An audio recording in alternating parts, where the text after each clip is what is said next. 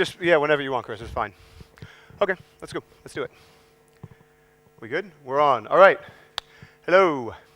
I want to make sure we got 50 minutes, so I'm going to try to get going real quickly here, and so we can get through all this stuff. How's everyone's day? Good? Yes? Was anyone in here the last session, Dave Ortenau's session on Xamarin? Anyone? One person. All right. So what I would say is I live like 2 miles away from him. So my name is Jeff Strauss, at Jeffrey Strauss on Twitter. I'm from St. Louis, Missouri, which is basically like right in the middle of the United States. I do a lot of things. I am a developer, architect, consultant, but in addition to everything else, I am also a lawyer. Please forgive me. I've been licensed in the United States and in Missouri for about 15 years. I am still licensed, although I do not practice law on a daily basis. Now, this is very, very important. Just want to clarify this. I am a lawyer. I am not your lawyer. Okay. I say that because, at least in the States, we talk about things like legal advice, and giving legal advice to people means something very specific. I don't want to get disbarred. And I also want to make sure that everyone understands that we're going to talk about some legal topics, legal ideas around open source and licensing and what all those things mean. That doesn't necessarily mean that every situation or scenario is the same. So if you have questions, by all means ask questions.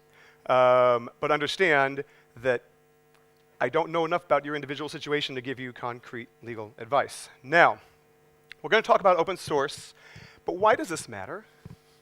Why do we care about this?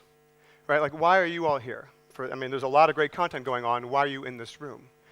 To me, I look at open source software as something that we all have to live with every single day. It wasn't always that way, right?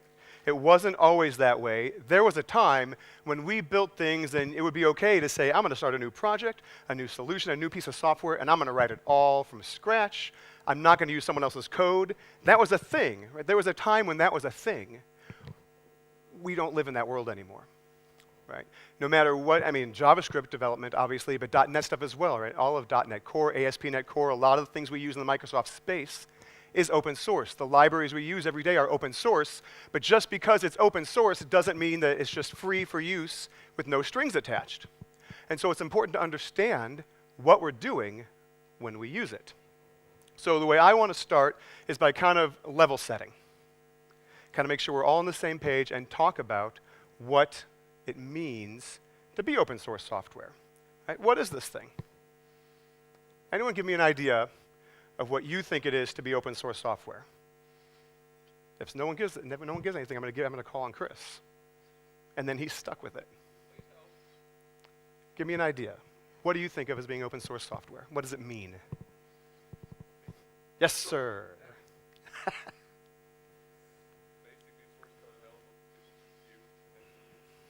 Source code. Yeah, source code being available for people to see and use. Okay? Sure. Anything else? It's free. That's my favorite one. It's free. Yes. It's free and supported, maybe supported by many people. Okay, sure. So here's the thing about open source software is it means something very specific. So open source software, both of those things are basically true, but open source software is software that you receive under an open source license. And what makes it an open source license is that it is a license that will conform to certain guarantees, certain aspects or features of that relationship between you as the consumer and the open source author as the producer. If you're receiving open source software, the license that you've received it under is going to guarantee, among other things, these major factors. There's free redistribution, source code inclusion, source and free, derived works, non-interference, non-discrimination.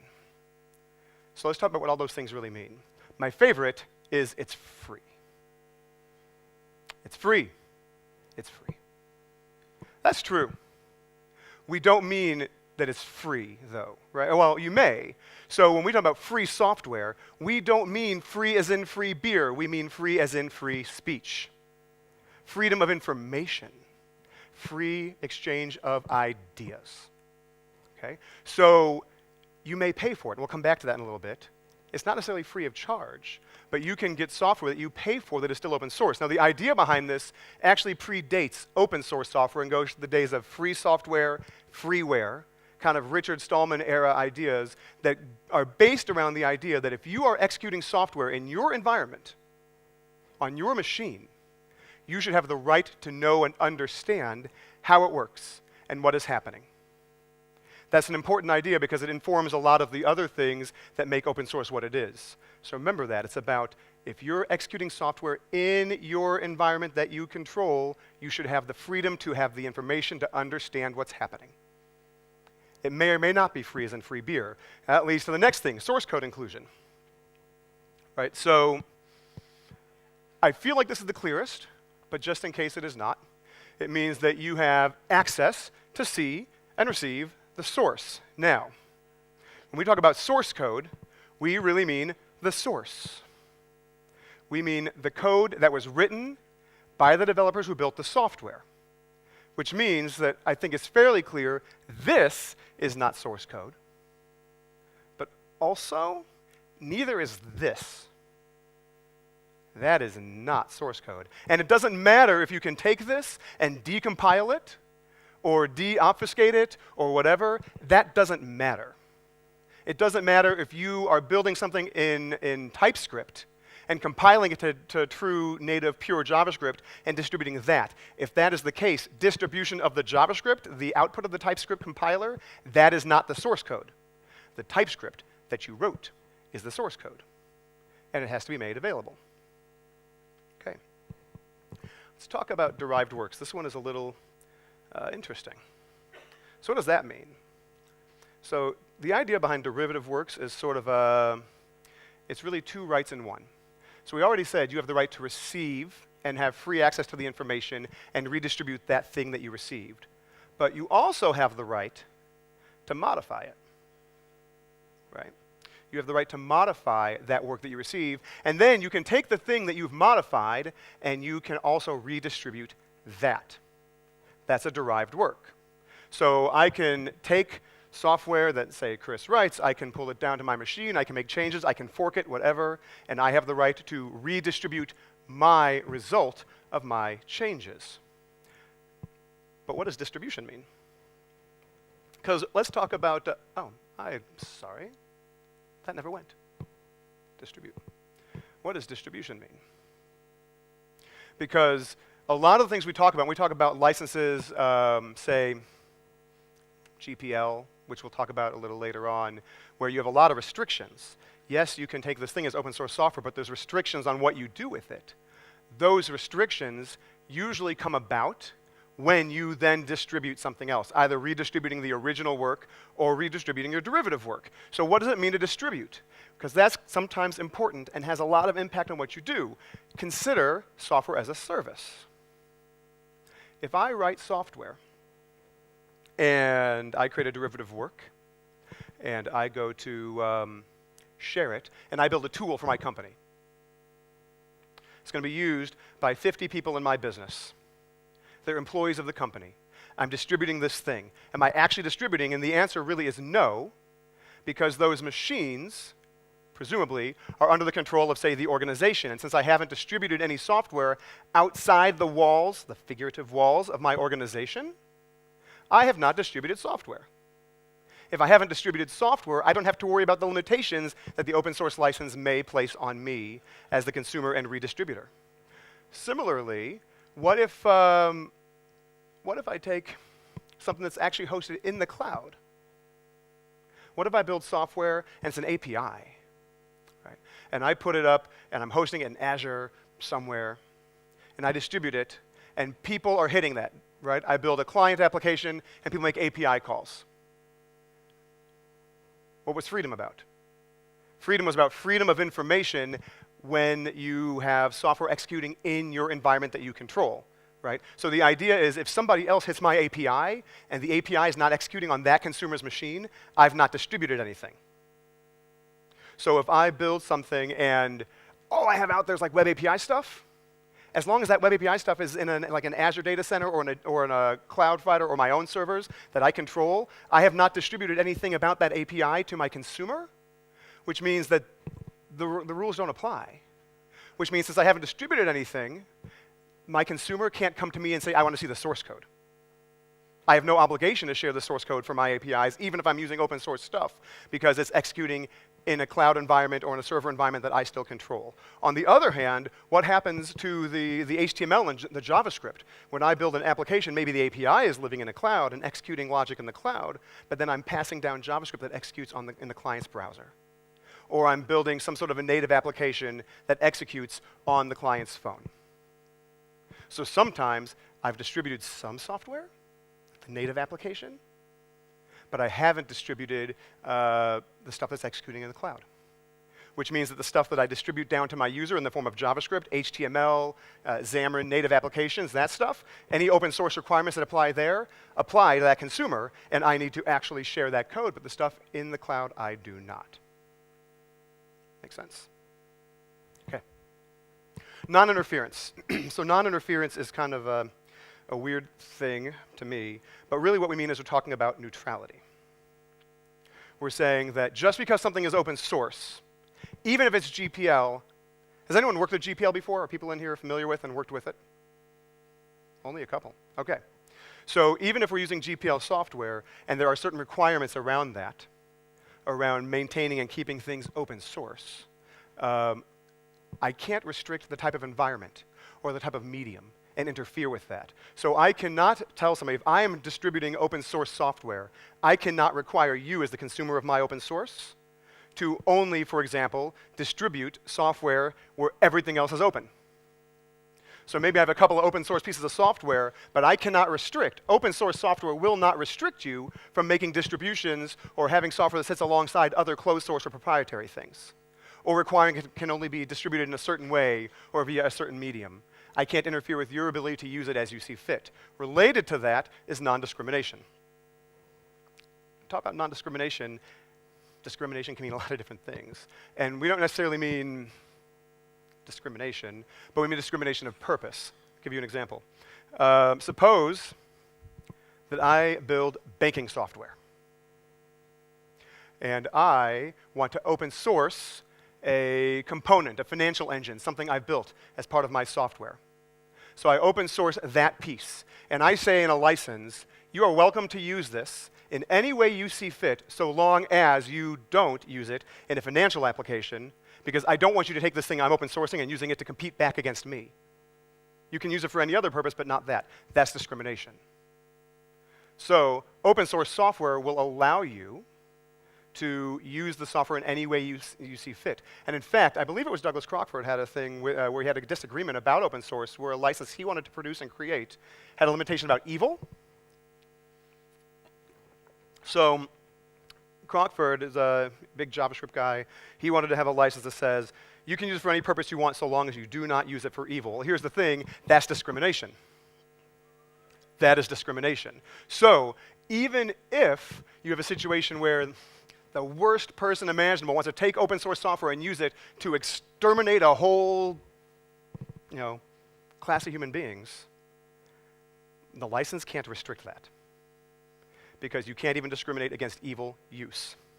Voldemort can go after all the mudbloods he wants. Now, that said, it doesn't mean that he's not going to Azkaban. Okay? It doesn't mean that you can do whatever you want and not get in trouble, that you're not going to be penalized in some way, that you're not committing crimes. What it means is that from an open source and a licensing perspective, the terms of the license are not going to restrict how you use the software. So the reason that matters is because we're only talking about intellectual property law. Licenses and open source is about intellectual property. It's not about criminal law. It's not really about business liability, that kind of law. It's just intellectual property. And both in the United States and in the EU, and I believe in most jurisdictions, when we talk about intellectual property law, we're talking about a few different things. Copyrights, trademarks, patents. These are three different things. They are three completely different sections of intellectual property that protect very different types of rights. Copyright is about authorship. authorship of a work. I create something, I write some code, I own that code, and I have copyright over that code. When we talk about open source licenses, we're including copyright. Patents are about ideas, inventions, novel concepts, an algorithm, a process. Open source sometimes covers patents. Trademarks are about identity, brand, right? Telerik, trademarks. Open source has nothing to do with that. Nothing at all. So if you get software under an open source license, you are not getting a license to use someone's trademarks. Don't pretend like you're them. Don't assume someone else's corporate or personal identity. Right? That's infringement. It's bad. Right? Don't pretend you're somebody else and take credit for their work. Now, one last thing about this. What about sale? I already said this before. Can we sell open source software? Yes? No? Can we sell it? Yes, we can sell it. And we can make lots and lots of money. Was there DuckTales here? I'm sorry, from the United States. Did you guys have DuckTales? All right, sweet. So you can make a fortune. You can make a fortune off open source. But here's the thing about that. Let's think about this. How do you do that? Because I write something. I sell it to you. And you take it, and you can turn around and you can sell it tomorrow. For more money, for less money, you can undercut me. I can't stop you. You can sell it to everybody else, and everyone else in the room can then sell it also. So how does that work as a business model? How can I sell and make money with open source software if everyone else is allowed to sell it too? Because I can't restrict purpose or use. I cannot put in my open source license that you cannot sell the thing that you've just bought from me.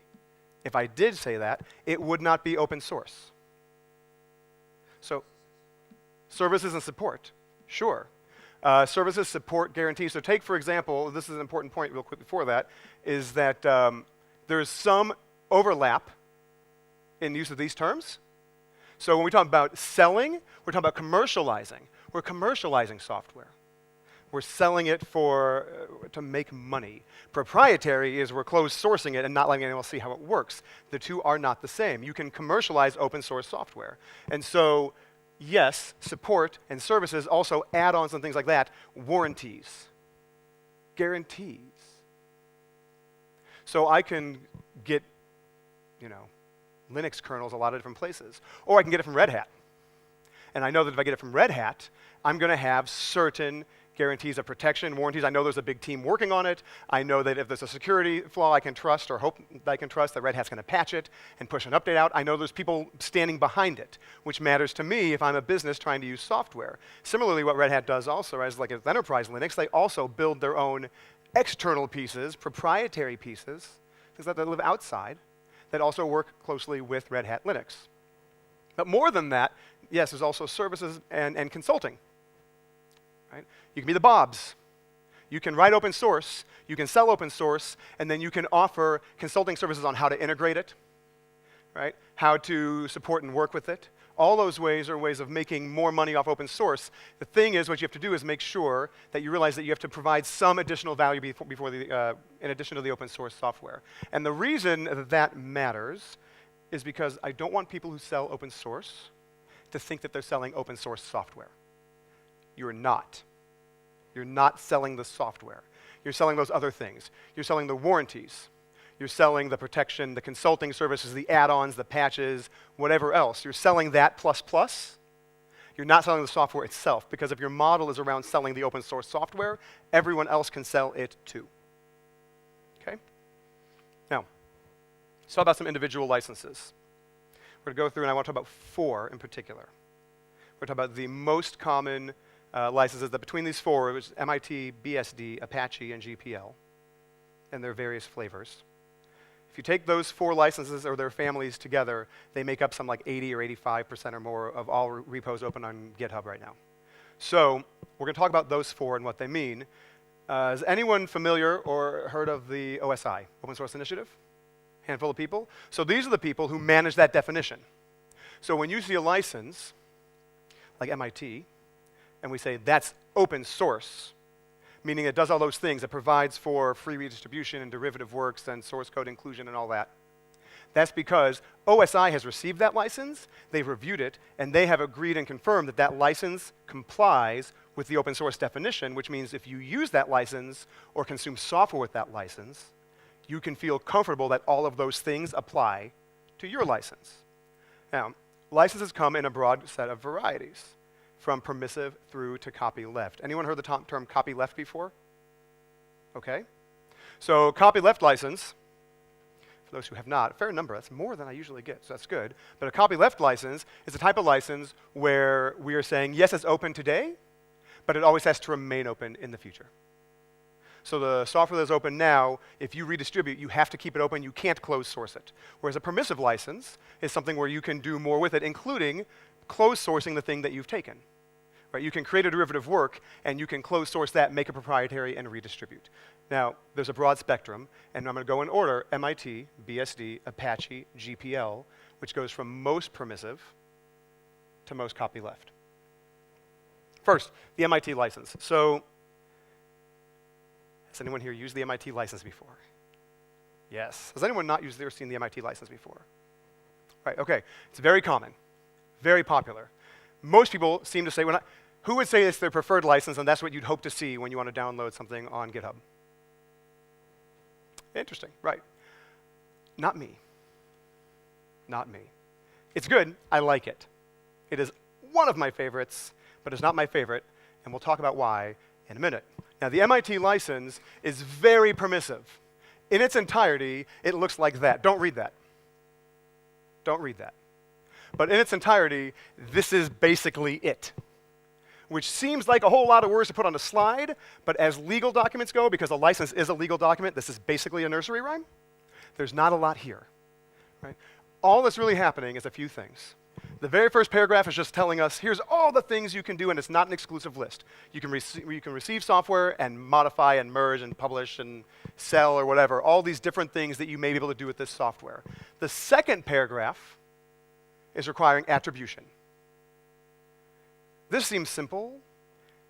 It's astounding how many people don't do this simple thing. All licenses, all of them, even the MIT, well, maybe not all, I'm sure there are some fringe licenses that don't require this. The vast majority of open source licenses require attribution. Please, even if you're using open source, even if it's MIT, don't fail to give attribution to the original authors. Don't fail to include the license file.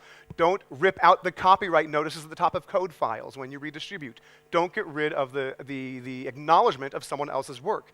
That's bad. It's not okay. It's stealing. Don't do it.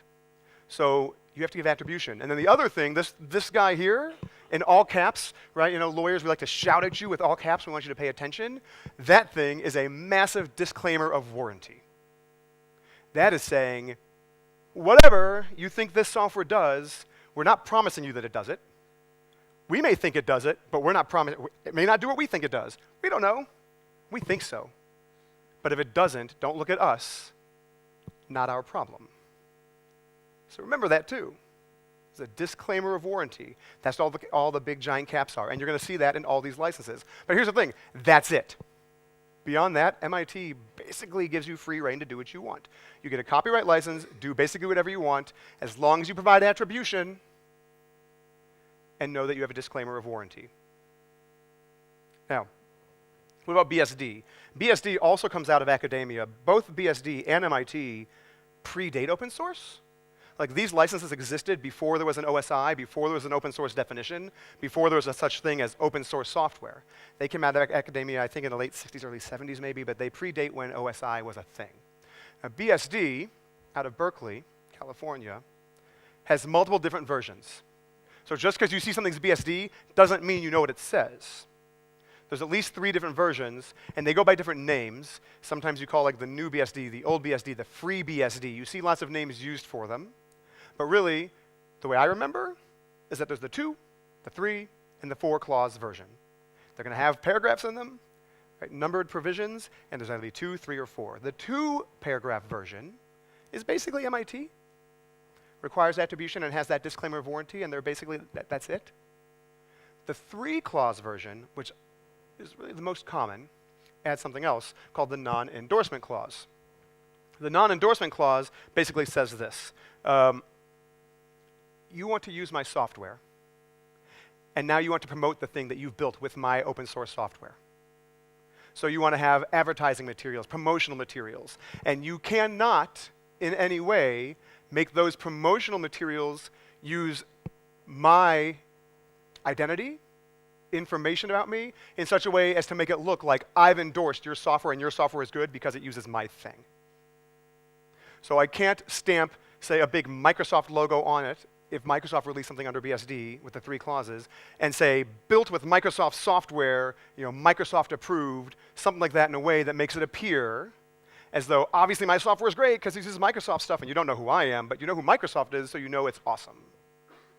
Which is actually a good thing, right? Because maybe Microsoft makes great software and maybe you don't. I don't know.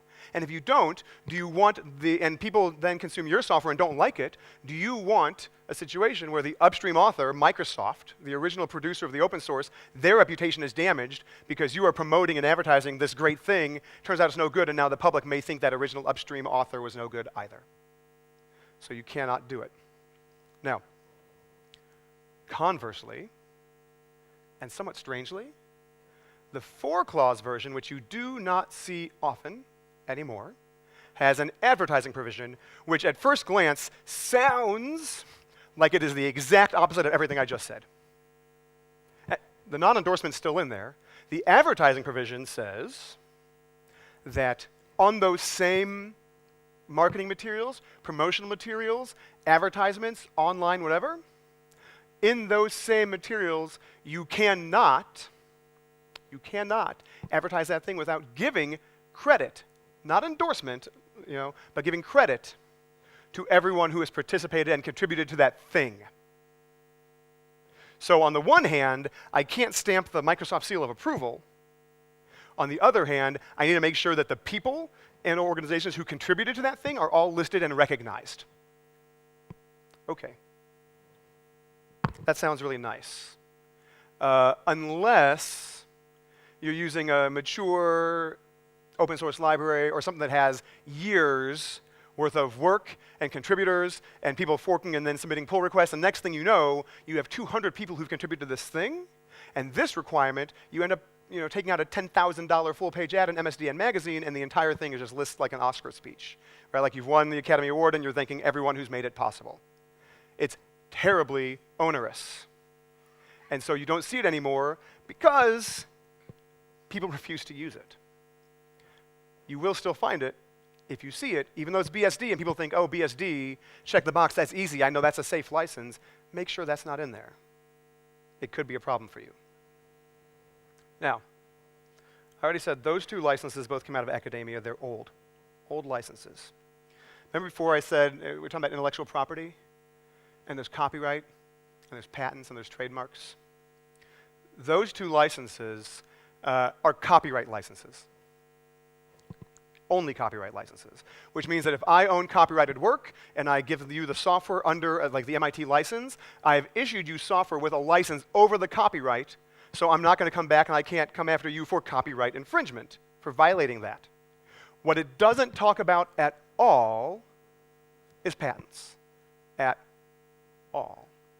So what happened is starting, 15-ish, actually probably longer than that now, 15, 20 years ago, we started having these patent trolls, which continues to be a problem in the industry. Now, setting aside my personal feelings on patents and software and avoiding that soapbox altogether, it is a thing in many places throughout the world. You can patent software, patent algorithms and code, ideas.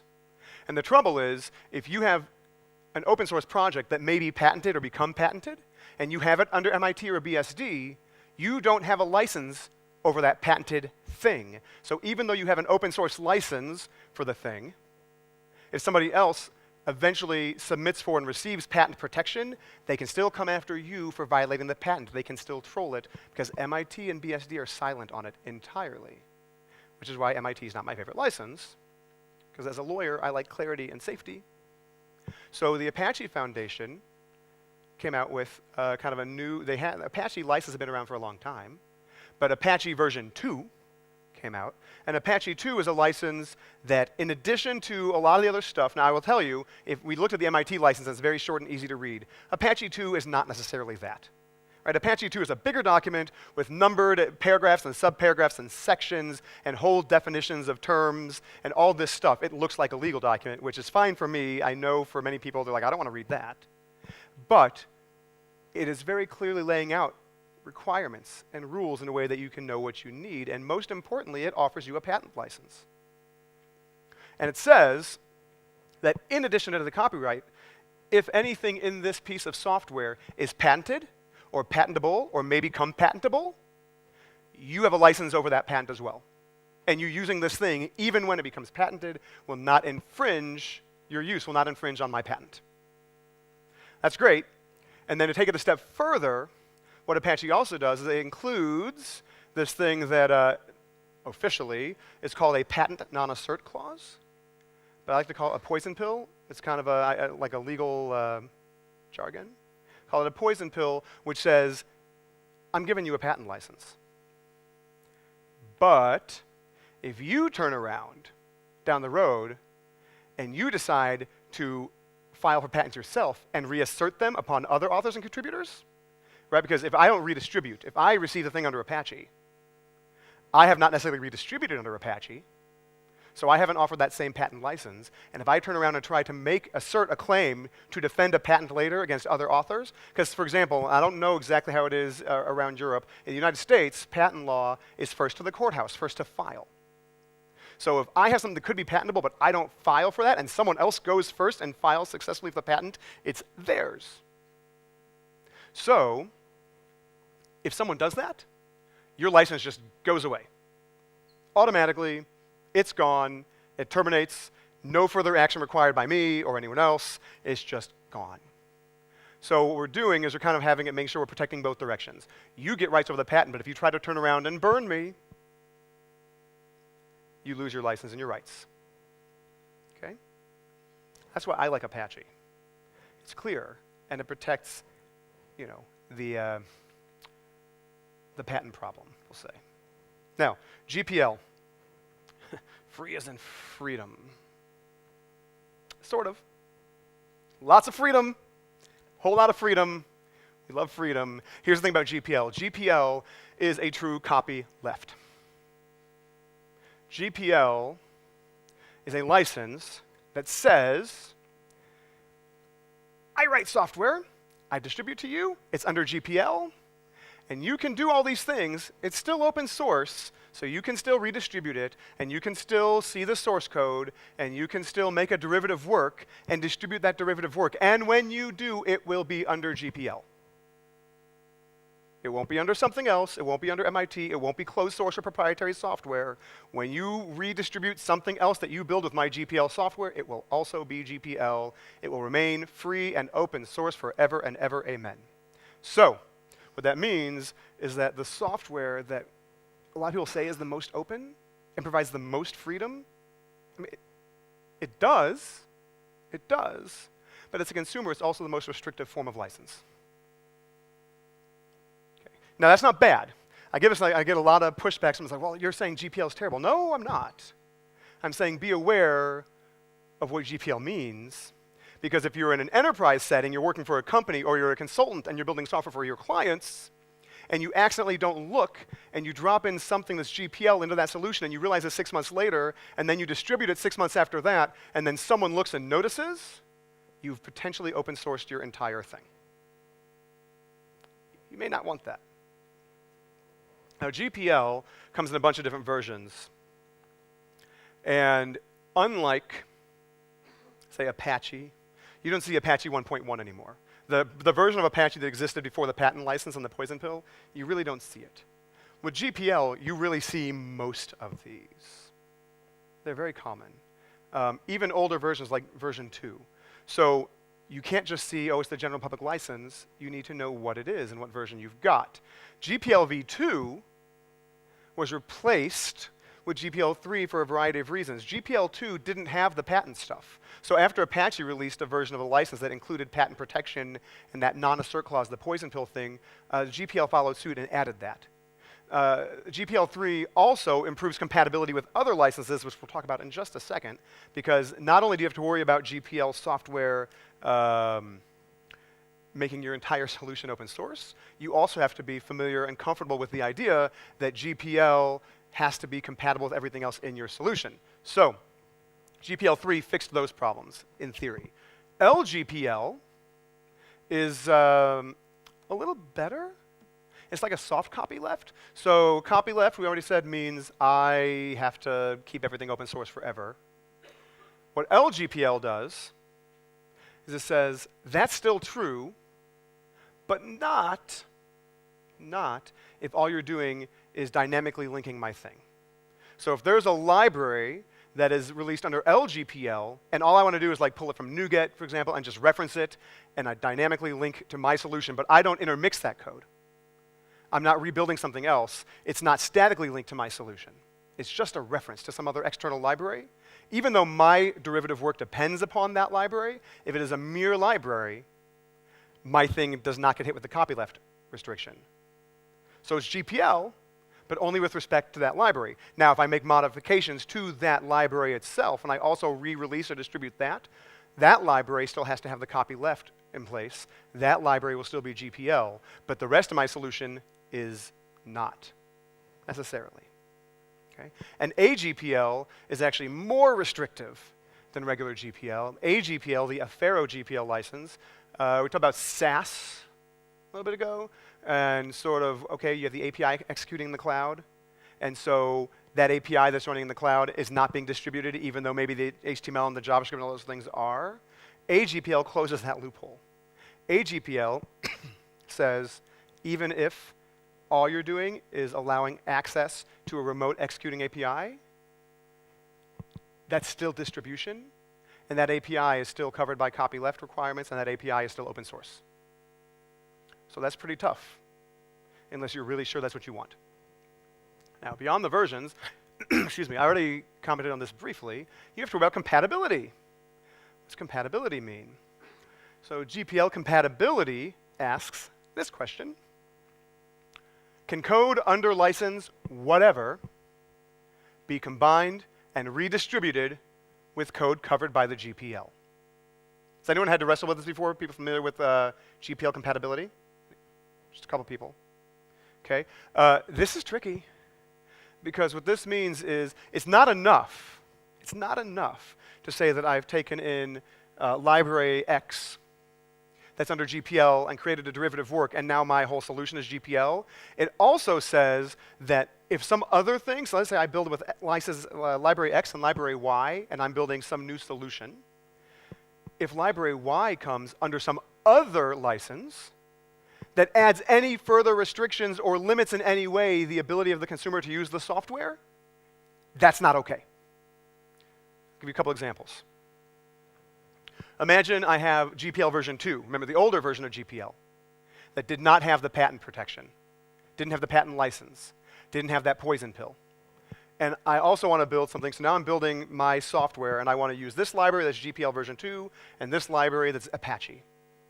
The Apache license adds a patent license, good. New rights, good. It also has the poison pill that might take it away, bad. Now I'm adding new restrictions to my user. In doing so, that means that those two things aren't compatible, which means that I can't even do it. I can't build software that uses GPL2 and Apache at the same time, because doing so would violate GPL v2. I'd be in violation of the license right off the bat. Similarly, all the GPLs don't have that advertising provision, the thing that says you have to list every single contributor on the advertising and make sure that you thank everyone who ever was part of making the software. Well, that's not in any of the GPLs. That's adding an additional difficult requirement. You cannot combine them. The 4-clause BSD cannot be mixed with any GPL license code ever. Okay. But even if you're okay, there's yet another step. Even if things are compatible, let's say license X is MIT and license Y is Apache, and then we have GPL v3. If those three things all work together, they are compatible. I can build software using an MIT library, an Apache library, and a GPL3 library. I can do that. But when I do, just because they're compatible doesn't mean I can choose to release it under MIT. because it's still copyleft, it's going to be under GPL when I'm all done. Nothing changes that. Questions about that or any of the licenses at all? Okay. So, given that, what do we need to think about? Because there's a handful of things when we're using open source software in the enterprise or in our work. First off is, what about contributions? And this goes both ways. This is, what if I'm a software company, I decide I want to open source something that I've done, but I want to consider taking contributions from the outside community? Or what if I am using an open source library and I would like to submit a pull request, contribute back in? Both of those are great things. But how do we do that and how do we manage that? Who here has signed a CLA before? A few people. Who here signed a CAA before? No one. Anyone? Are you sure? Are you sure? Does anyone know the difference? Okay. So a CLA is a contributor license agreement. So what that means is a lot of larger repos may make you agree to or sign one of these. A CLA says, I want to contribute something back, but I agree up front that I am licensing all of my contributions back to the parent repo. Right? A CAA is a contribution or contributor assignment agreement. Assignment is a fancy lawyer word for transfer. So if I have a contributor assignment agreement, I'm agreeing that when I contribute back to the repository, I am assigning the rights. I am actually giving them up completely. I'm not licensing it back. I'm saying I'm handing over the rights, and all of my intellectual property and my copyright now belongs to the parent repository, not to me. They're not the same. What about surprise? What about surprise liability? I used to get asked this a lot. Like, well, I really want to contribute to open source, but I don't know, I don't want to have a problem, then something doesn't work really well, and someone comes back and tries to sue me because things are broken. What do we do? Well, remember, what was the thing in all caps? Remember on the MIT, what did the all caps shout? As is. So that's good, right? You're probably not going to have surprise liability because that software you're using and contributing to probably has something in there that says it may or may not work, we don't know, but best of luck. Now that's great if you're the contributor, but remember, if you're the consumer, you don't necessarily have those rights to go back either, if you're the consumer of the open source.